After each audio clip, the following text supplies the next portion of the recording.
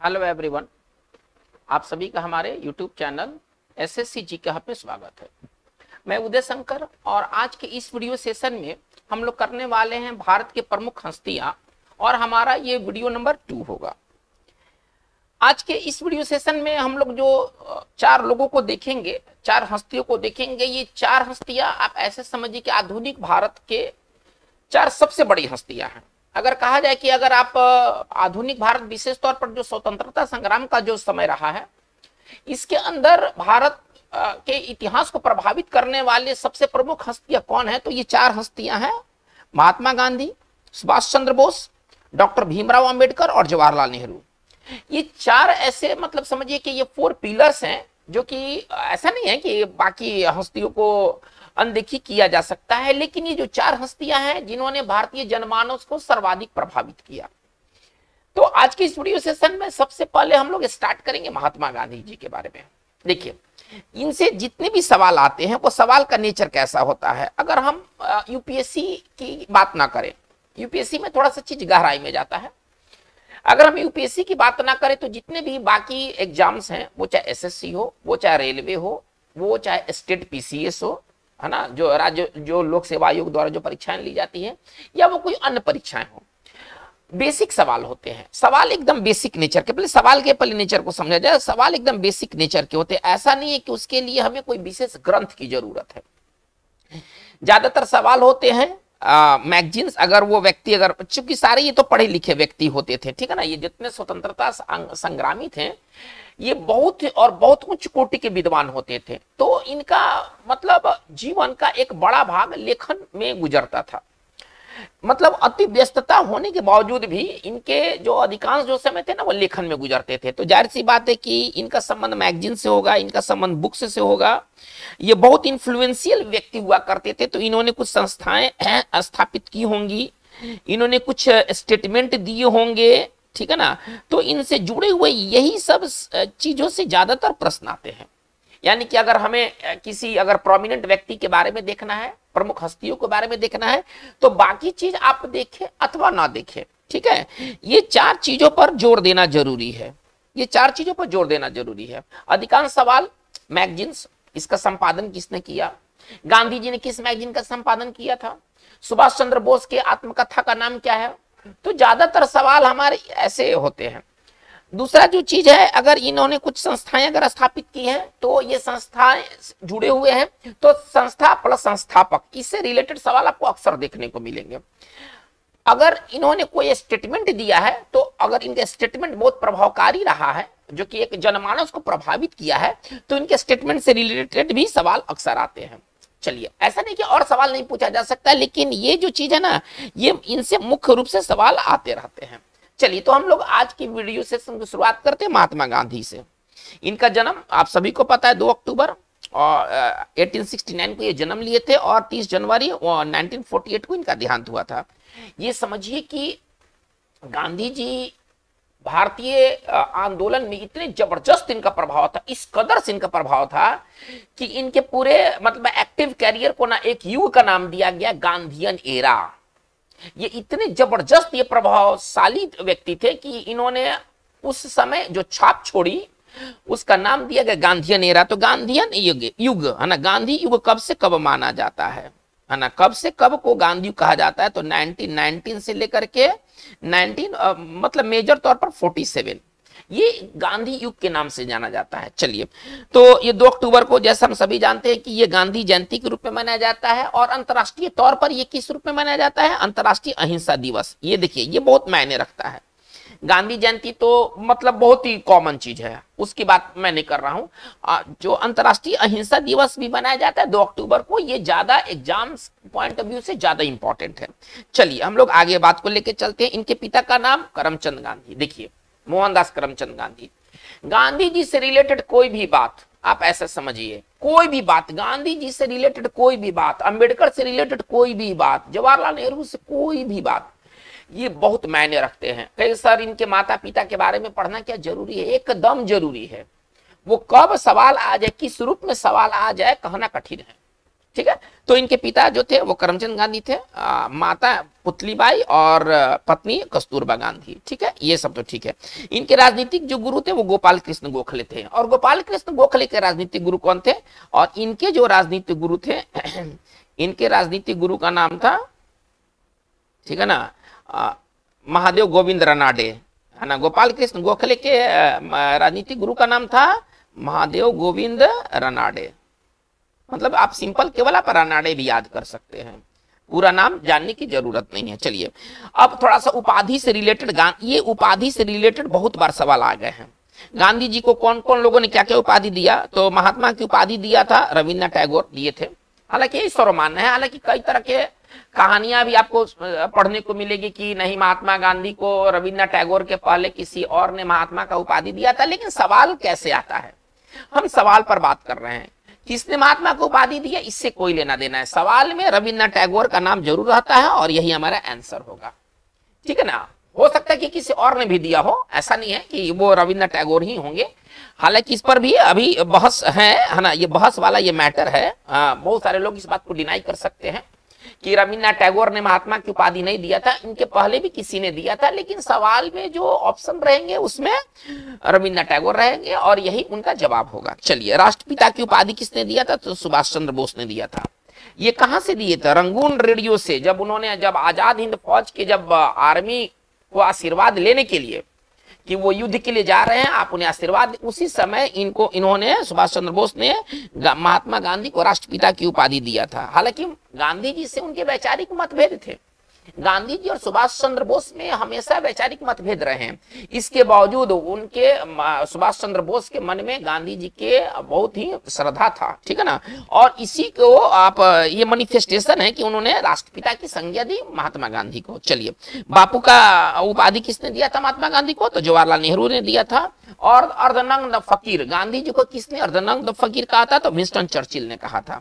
चलिए हम लोग आगे बढ़ते हैं, पत्र पत्रिका, ये ज्यादा महत्व का चीज है, ये ज्यादा महत्व का चीज है, ठीक है ना। चलिए इंडियन ओपिनियन, ये कब पब्लिश किए थे गांधी जी, जब साउथ अफ्रीका में प्रवास कर रहे थे, तो उन्होंने जो पत्रिका निकाला था उसका नाम था इंडियन ओपिनियन, ठीक है। यंग इंडिया इनका दूसरा पेपर था जिसका इन्होंने एडिट किया था, और इसके बाद हरिजन नाम से इन्होंने अखबार निकाला था। चलिए इनके बुक्स तो ज्यादा लिखे हैं, लेकिन इनके दो बुक्स इंपॉर्टेंट है आपके एग्जामिनेशन दृष्टिकोण से। एक आपका है हिंद स्वराज, हिंद स्वराज को लिखा गया है अफ्रीका में, जब वो अफ्रीका में थे तो उन्होंने हिंद स्वराज को लिखा था।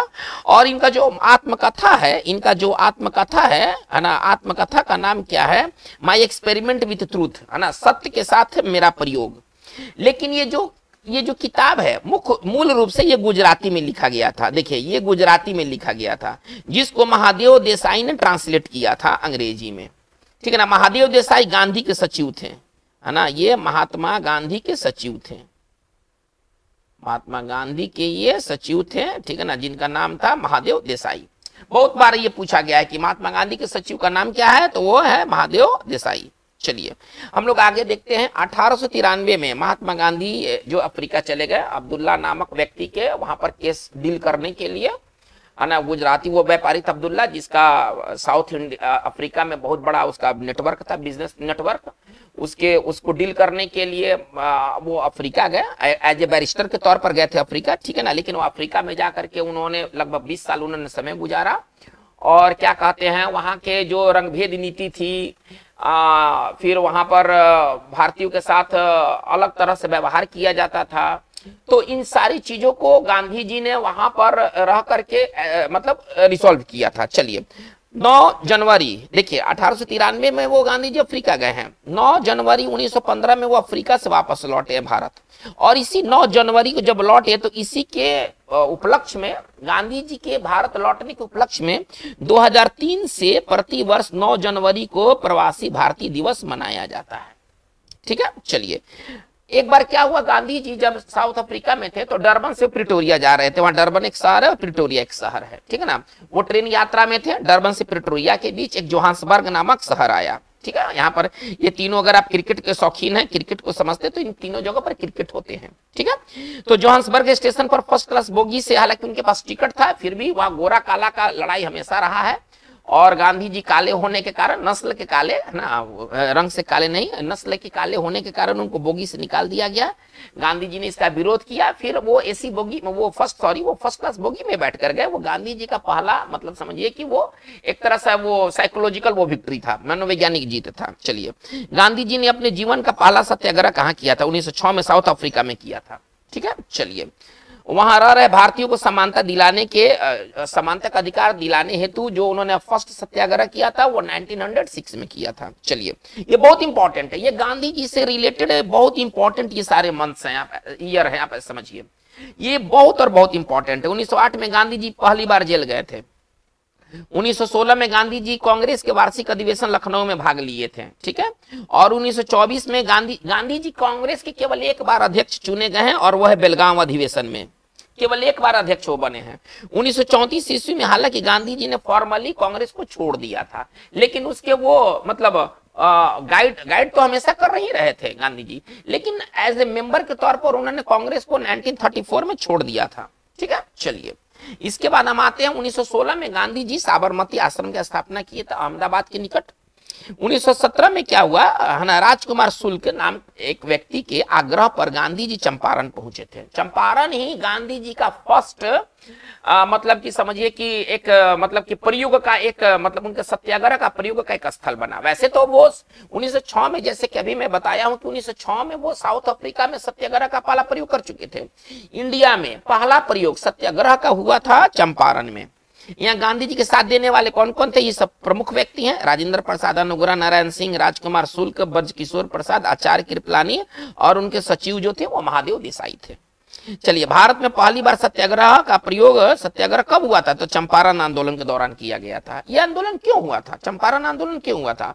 तो चंपारण में उस समय 3 कठिया प्रणाली प्रचलन में थी, है ना, ये कृषि से जुड़ी हुई प्रणाली थी, जिसके तहत किसानों को उनके जमीन पर 3/20 भाग में नील की खेती करनी होती थी। आपको नील की खेती करना है, अपने जमीन के 3/20वां भाग पर आपको जमीन, है ना, नील की खेती करना है, जो कि किसानों के लिए फायदेमंद नहीं होता था। ठीक है ना, चलिए, और इसी के विरोध में चंपारण आंदोलन किया गया, फिर इस चीज को खत्म कर दिया गया। गांधी जी के सत्याग्रह का प्रयोग यहाँ पर सफल रहा। इसके बाद गांधी जी, आगे आप पढ़ेंगे तो आएगा, अहमदाबाद मिल का मामला है, खेड़ा सत्याग्रह है, आगे बहुत सारी बातें हैं। यानी कि अगर गांधी जी को पढ़ना है तो पूरा आपको इंडियन नेशनल मूवमेंट को पढ़ना होगा। केवल मतलब वो उसको आप आधा घंटा 10 मिनट में आप उसको नहीं समेट सकते हैं। मतलब गांधी जी मतलब कि पूरी की तरह आपको पूरा इंडियन नेशनल मूवमेंट को पढ़ना होगा, तभी आपको गांधी जी को समझ पाइएगा। ये सारी बेसिक बातें हैं, है ना, ये भी डिटेल हम किसी अदर वीडियोज में लेकर चलेंगे, ये सारी बेसिक बातें हैं। चलिए, जालियांवाला बाग नरसंहार के पश्चात गांधी जी ने कैसर हिंद की उपाधि त्याग दी। सारे एग्जामिनेशन में पूछे जा चुके हैं। जिन लोगों से गांधी जी प्रभावित थे वो कौन कौन थे? तो वो थोरियो थे। थोरियो का कौन सा लेख गांधी जी को प्रभावित किया था? तो उसका नाम है सिविल डिसोबीडियंस। अंग्रेजी में है तो अंग्रेजी में ही पढ़ना है। रस्किन, है ना, रस्किन, जॉन रस्किन, इनका किताब था अनटू दिस लास्ट, है ना, इससे गांधी जी प्रभावित थे। चलिए, टोल्स्टॉय से तो काफी प्रभावित है। टोल्स्टॉय से तो पत्रचार भी, है ना, गांधी जी ना लेटर का कोरेस्पॉन्डेंस भी करते थे, पत्रचार भी करते थे।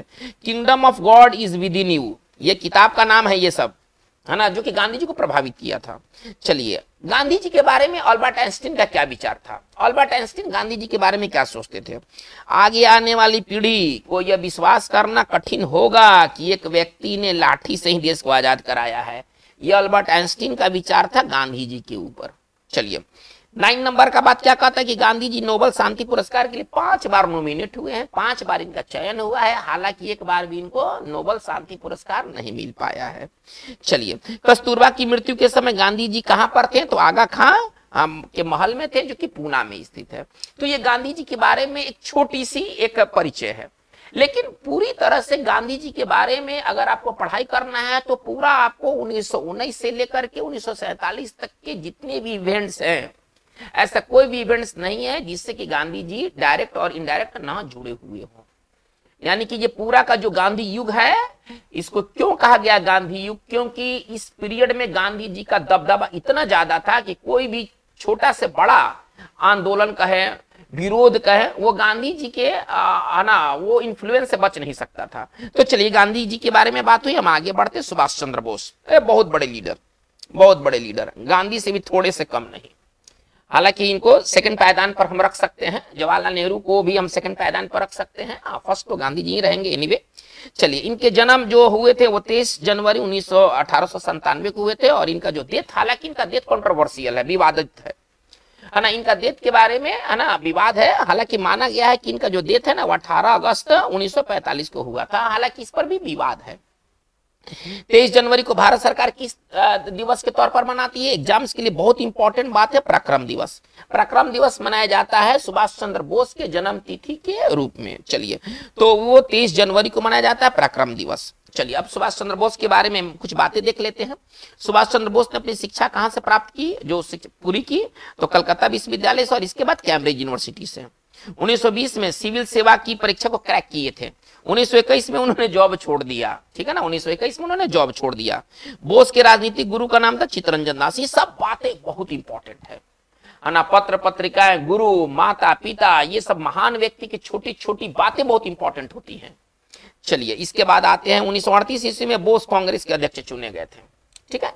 लेकिन 1939 में थोड़ा विवाद हो गया। गांधी जी द्वारा जो सपोर्टेड जो थे पट्टाभी सीतारामैया को बोस ने हरा दिया, और ये दोबारा ये अध्यक्ष बन गए। अब गांधी जी के साथ वैचारिक मतभेद तो पहले से थे ही, मतभेद और गहरा गया। इसमें गांधी जी ने अपनी हार माना। पट्टाभी सीतारामैया हारे थे, लेकिन गांधी जी ने इसको अपना हार माना, ठीक है ना, वो प्रेस्टीज इशू उन्होंने बनाया, और इसके वजह से सुभाष चंद्र बोस को वहां से हटना पड़ा। त्याग पत्र दे दिए। त्याग पत्र देने के बाद बहुत इंपॉर्टेंट बात है कि अगर सुभाष चंद्र बोस जो अध्यक्ष पद से त्याग पत्र दे दिए, तो फिर अध्यक्ष कौन बने? तो अध्यक्ष बने थे राजेंद्र प्रसाद। अध्यक्ष बने थे राजेंद्र प्रसाद। चलिए, 1939 में बोस ने फॉरवर्ड ब्लॉक की स्थापना की, कांग्रेस के अंदर ही फॉरवर्ड ब्लॉक नामक एक ये संगठन की स्थापना की। 1941 ईस्वी में बोस पेशावर और काबुल होते हुए इटली, जर्मनी और जापान पहुंच गए। भारत से भाग गए। कहां कहां गए थे, किस रास्ते से कर गए थे? तो पेशावर और काबुल, मतलब अफगानिस्तान होते हुए। ये बहुत इंपॉर्टेंट है ना, अफगानिस्तान होते हुए वे कहां पहुंचे थे? इटली, जर्मनी और जापान। मुस्लिम का भेष बना करके ये यहां से निकल गए थे। इन्होंने नारा दिया था जय हिंद, जर्मनी से नारा दिया था, क्योंकि जर्मनी तो गए ही थे। तुम मुझे खून दो, मैं तुम्हें आजादी दूंगा। मलेशिया में आजाद हिंद फौज के सेना को संबोधित करते हुए उन्होंने ऐसा कहा था। और दिल्ली चलो का नारा दिया था इन्होंने सिंगापुर से। ये सब बातें बहुत इंपॉर्टेंट है, ये समझिए कि ये बहुत इंपॉर्टेंट बात है, वेरी वेरी इंपॉर्टेंट ये बात है। चलिए, इसके बाद सिंगापुर में ही बोस ने आजाद हिंद फौज का पुनर्गठन किया था, है ना। हालांकि आजाद हिंद फौज के जो ओरिजिनल जो संस्थापक थे वो थे कैप्टन मोहन सिंह थे, ये याद रखना है। ओरिजिनल संस्थापक सुभाष चंद्र बोस नहीं थे वो, हालांकि वो बीच में मतलब निष्क्रिय हो गया था। फिर सुभाष चंद्र बोस ने फिर उनको पुनर्गठित किया। और एक बहुत इंपॉर्टेंट बात है कि उसमें महिलाओं का एक ब्रिगेड खोला, ठीक है ना, जिसका नाम था झांसी ब्रिगेड, है ना। सुभाष चंद्र बोस ने झांसी ब्रिगेड, आजाद हिंद फौज में ही एक ब्रिगेड बनाया जिसका नाम था झांसी ब्रिगेड, ठीक है ना। चलिए, इनके पुस्तक का नाम क्या है? आत्मकथा इन्होंने लिखा। हालांकि ये आत्मकथा जो है ना, ये अपूर्ण आत्मकथा है, पूरी तरह से नहीं लिख पाए थे। उसका नाम है एन इंडियन पिलग्रिम, और हिंदी कहें तो एक भारतीय यात्री। हालांकि ये जो आत्मकथा है ना, ये अपूर्ण आत्मकथा है, ये पूरा नहीं हो पाया था, ठीक है ना। ये अपूर्ण आत्मकथा है, बस आप ऐसे समझें। और उनका एक बहुत ही फेमस किताब रहा है इंडियन स्ट्रगल, है ना। इंडियन स्ट्रगल एक बहुत ही फेमस किताब है। चलिए, हम लोग आगे अपने बात को आगे लेके चलते हैं, तो हमें मिलते हैं डॉक्टर भीमराव अंबेडकर। आप ऐसे समझिए, अपने समकालीन समय में इनसे ज्यादा कोई विद्वान नहीं था। डॉक्टर भीमराव अंबेडकर इतना विद्वान था, किसी में नहीं था। उस समय तो विद्वानों की कमी नहीं थी, लेकिन उसमें जो सबसे ब्राइटेस्ट जो स्टार थे वो डॉक्टर भीमराव अंबेडकर। चलिए, डॉक्टर भीमराव अंबेडकर का जन्म हुआ था 14 अप्रैल 1891 को। इनकी मृत्यु हुई है 6 दिसंबर। और महार जाति में इनका जो जाति का नाम था वह महार जाति था, है ना। इंपॉर्टेंट बात है, महार जाति उस समय वो अछूत जाति में आती थी। चलिए, इनकी पत्नी का नाम रामाबाई। अपनी जाति की महिला से इन्होंने प्रथम विवाह किया था। इनका दूसरा विवाह ब्राह्मण महिला से हुआ था, जिसका नाम था ब्राह्मण महिला, है ना, शी वाज ए ब्राह्मण लेडी, शी वाज ए ब्राह्मण लेडी, जिसका नाम था शारदा कबीर, ठीक है। चलिए, इनकी शिक्षा कहां कहां से हुई? एल्फिस्टन कॉलेज मुंबई से, फिर कोलंबिया यूनिवर्सिटी यूएसए से, और लंदन स्कूल ऑफ इकोनॉमिक्स से इनकी शिक्षा पूरी हुई थी। अपने समय के ये सबसे समझिए मोस्ट लर्नेड ये पर्सन थे।